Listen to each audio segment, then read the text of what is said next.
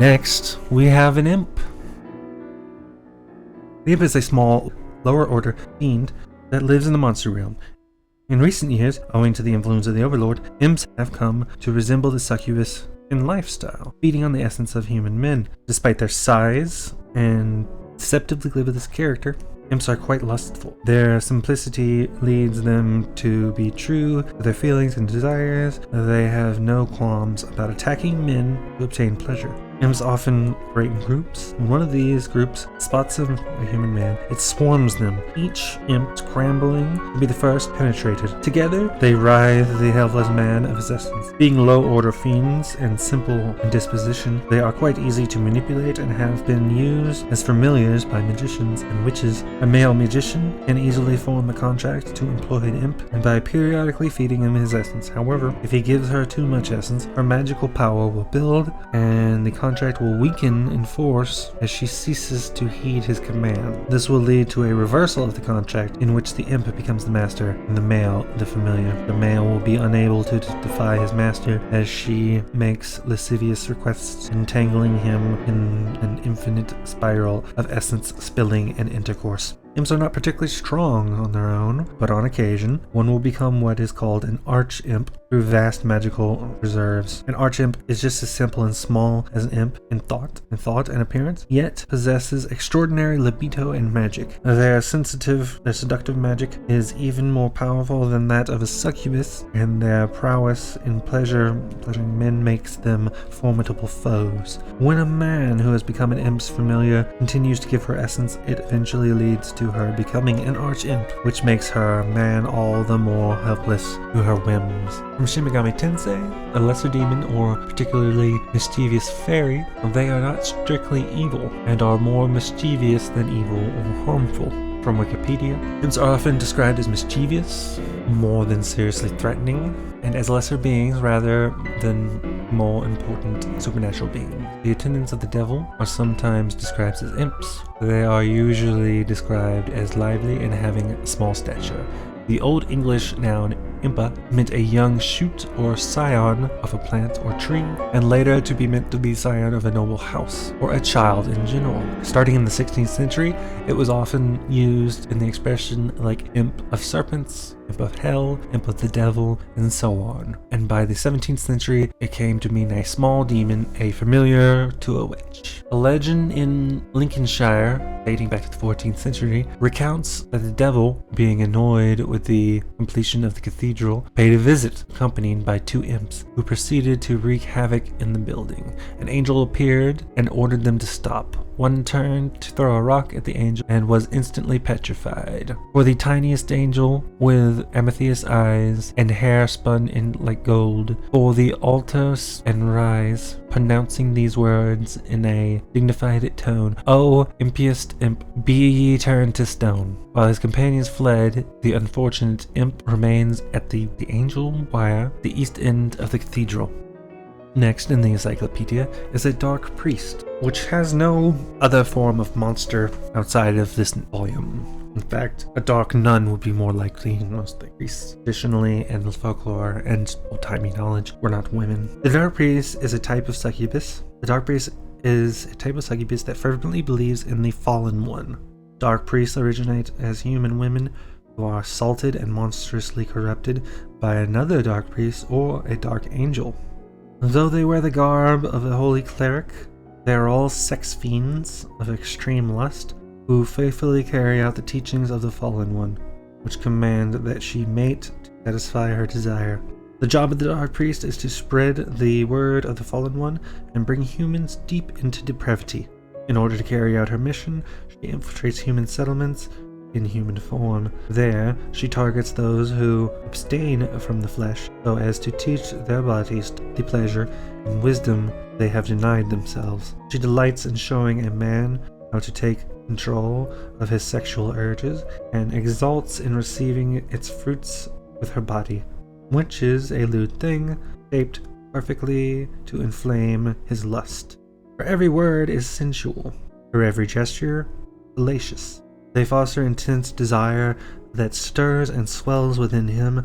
When the dark angel finds an attractive woman, she will she will most likely carry out the devoted service of a cleric to grant him pleasure, offering her body as a vessel that exists only to receive his pleasure.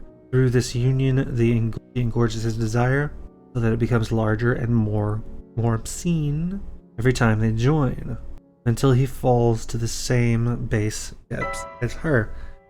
As mentioned earlier, a human woman assaulted and corrupted by a dark priest is transformed into a dark priest herself, with the teachings of the fallen one already embedded deep in her mind and body. It takes no time at all for her to begin following these teachings with the utmost devotion.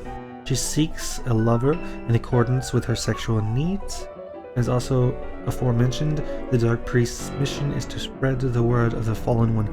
However, because she herself is fallen, when she finds a man she likes, she abandons her calling for her desire and retreats into pandemonium with her man.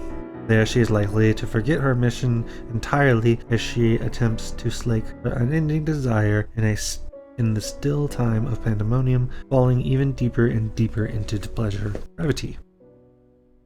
Last for today is the Lilium. In mythology, Lilium are the children of Lilith, who was, once again, first wife of Adam, and after having sex with the angel of death, became a succubus.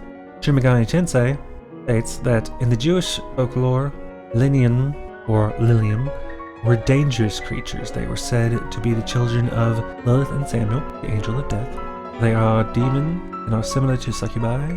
Men feared the Lilium for this reason, and women also feared the Lilium because it was believed that they kidnapped children like their mother Lilith.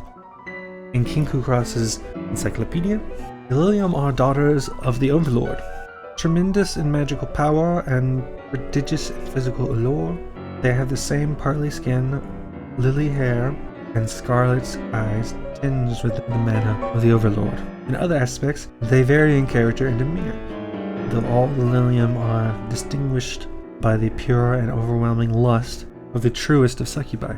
They love all human and monsters deeply and wish more than anything for us all to reach what they consider an ideal way of life, living together intimately, desiring each other earnestly, and fornicating furiously. The succubic Lilium possess ultimate power. Lilium needs not cast seductive magic to find a mate. For most, any man will become hers with a single look. She has no need for honest words to stir her lover's passion, nor does she need to magically enhance or roughly violate a man to seduce him. He will offer her his body of his own accord. Even before she lies with him, he will already be hers, even if mere moments before he was a pious follower of the chief deity and abhorred monsters as abomination. Under her power, he will recline in bed, anxiously anticipating what monstrous pleasure she will soon grant him. Should the Lilium have power to rule over many men, their goal is still the same as that of the rest of monsterkind and monsterkind's mother, the Overlord, to find their true human love and become one with him in the everlasting thralls of perfect fleshly matrimony. Just like the Overlord, the Lilium house the mana of all monsterkind within them.